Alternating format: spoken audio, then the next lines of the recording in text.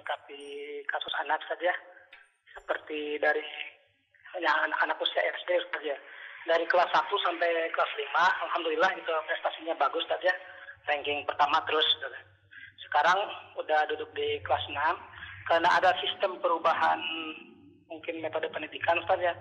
Ketika pembagian rapor itu, jadi sekarang sudah tidak pakai ranking lagi saja. Ketika anak tanyakan kepada pihak yayasan atau pihak pendidikan, ternyata memang sistemnya berubah. Jadi tidak hanya mencantumkan nilai-nilai yang sifatnya IQ saja itu saja. Ketika saat itu maka anak saya kelihatan sedikit agak ngedrop emosinya saja, kecerdasan mentalnya saja. Atau saya juga sebagai orang tua, jadi ketika mau ujian seperti sekarang UAS itu juga motivasi kepada anak jadi agak sedikit kendor saja. Nah, untuk memperbaiki mental anak itu biar kecerdasan mentalnya juga kembali fully, Ustaz.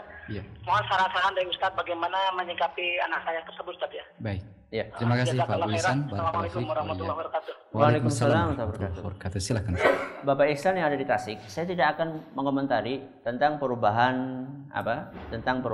metode atau perubahan sistem ya yang sekarang nggak pakai ranking. Saya tidak akan komentari itu. Karena mungkin mereka yang berkepentingan dalam hal itu punya pertimbangan-pertimbangan khusus. Yang akan saya komentari adalah bagaimana menangani anak yang kemudian mentalnya agak down karena tahu setelah belajar ini tidak ada lagi ranking-rankingan.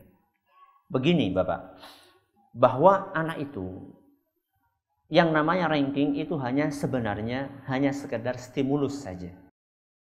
Hanya sekedar rangsangan supaya anak semangat.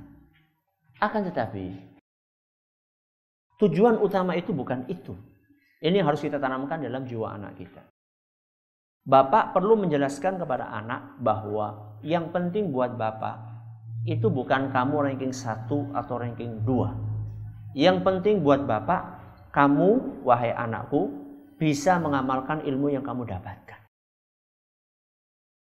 Menurut Bapak, kamu rankingnya 3 atau 5 atau 6, tapi kamu sholat berjamaahnya rajin, ngajinya rajin, suka bantu orang tua. Itu lebih berharga, lebih Bapak senangi dibandingkan ketika kamu rankingnya 1 tapi nggak pernah mau bantu orang tua. Ya, jadi ini yang harus dijelaskan kepada anak. Ini yang pertama. Yang kedua, ketika kamu mengharapkan ranking, apa yang kamu inginkan di balik itu? Apa kamu menginginkan decak kagum dari teman-temanmu?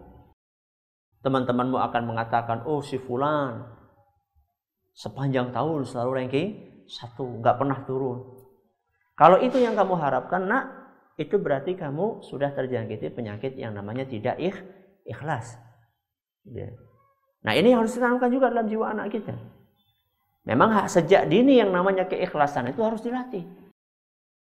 Ini yang kedua. Yang ketiga, dijelaskan kepada anak bahwa yang penting, tadi yang saya sampaikan di muka, bahwa kecerdasan itu bukan hanya diukur dari ranking atau nilai eksak saja.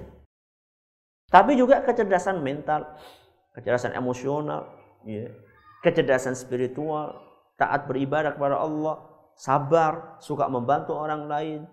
Ketika menghadapi masalah, tidak gampang putus asa, tidak cengeng. Ya, itu juga kita harapkan darimu wahai anakku. Jadi anak ini bisa dijelaskan poin-poin yang tadi saya sebutkan. Dan yang keempat, Anda sebagai orang tua jangan menyerah dengan kondisi.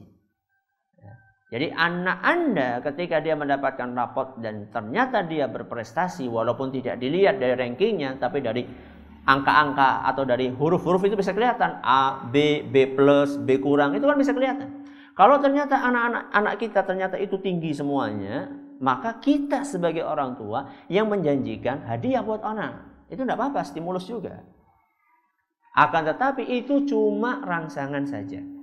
Tidak bisa dijadikan sebagai tujuan utama anak. Tetap anak itu seperti yang saya katakan di poin yang pertama atau poin yang kedua, bahwa tujuan utama dia adalah ingin mengamalkan ilmu yang didapatkan. Semoga bermanfaat. Wallahu a'lam.